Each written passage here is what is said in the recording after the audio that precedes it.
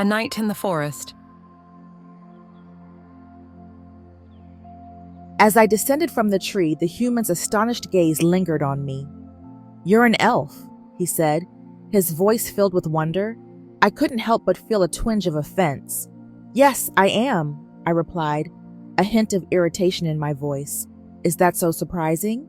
He shook his head, a sheepish smile spreading across his face. "No, it's just, I've never met an elf before." I sighed, brushing off the initial annoyance. "Well, now you have. Thank you for saving me." He extended his hand, helping me down from the tree. "I'm Kieran," he said, his grip firm and reassuring. "And you are?"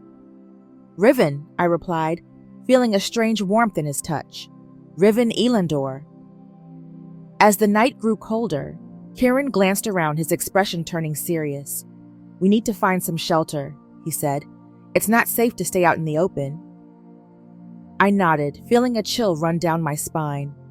"Do you know a place nearby?" He pointed towards a small, secluded spot among the trees.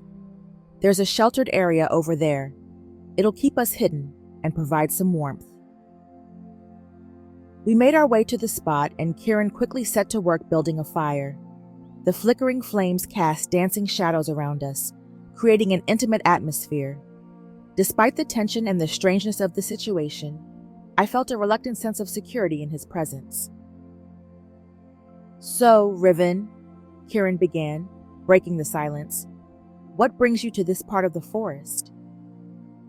I hesitated, unsure of how much to reveal. "I'm on a journey," I said finally, "seeking knowledge and power to combat a great evil." Kieran nodded, his eyes reflecting the firelight. "That sounds like a heavy burden to bear." "It is," I admitted, feeling the weight of my quest pressing down on me. "But it's my duty." He leaned back, studying me with a thoughtful expression. "You don't have to carry it alone, you know." I looked into his eyes, feeling a connection forming between us that I couldn't quite understand. "Thank you," I whispered, my voice barely audible. As the night wore on, the fire crackled between us, casting long shadows that cascaded on upon the trees. The silence grew heavier, filled with unspoken questions and guarded curiosity. "Why do you trust me?" I asked suddenly, the words escaping before I could stop them. Kieran's eyes met mine, and for a moment he seemed to weigh his response. "I don't know if I do," he said honestly, "but you needed help, and I couldn't just walk away." His answer surprised me, and I found myself studying him more closely. There was a sincerity in his eyes that made me want to believe him, but I couldn't ignore the nagging suspicion that lingered at the back of my mind.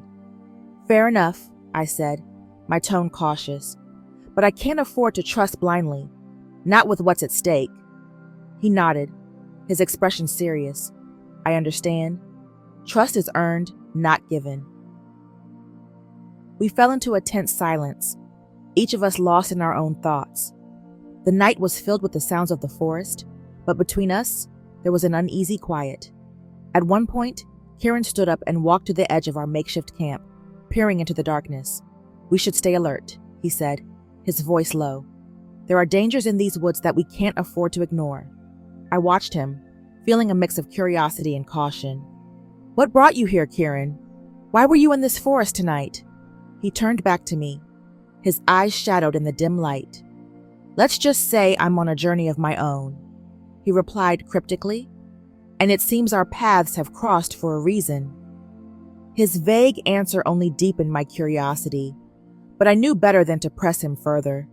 There were mysteries surrounding Kieran, just as there were around me, and for now, we were both content to keep our secrets. Throughout the night, Kieran stayed close by, his presence a silent guardian against the perils of the forest. The tension between us remained, a constant yet unspoken bond. As dawn approached, I knew that this was only the beginning of a new chapter in my journey, one that intertwined my fate with his.